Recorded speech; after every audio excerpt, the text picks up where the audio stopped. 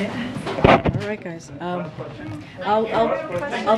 take one more question. Go ahead, Chris, because I haven't called on you in a while. Thank you. So yesterday, in his speech, the president said you can't be pro-insurrection and pro-democracy, and he also said you can't be pro-insurrection and pro-America. There's Democrats across the country that are spending money supporting these candidates, basically. What does the president think of that?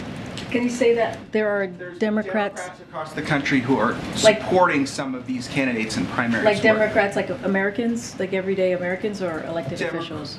Elected officials and candidates. So I can't. I mean, I'm not going to speak to that.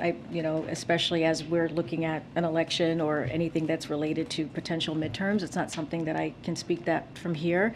But I do want to make very clear what the president did yesterday, and he has said this before when he has talked about what the former president, his predecessor, how much he bears responsibility for what happened on January 6th in 2020. There was.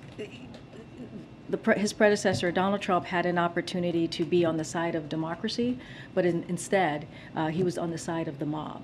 And let's not forget what happened to the law enforcement on that day, the heroism that we saw. They're supposed to be protecting our streets, and here we have law enforcement that was protecting our democracy. And while they were doing that, they were being assaulted, they were being attacked, and by a mob that the former president clearly supported.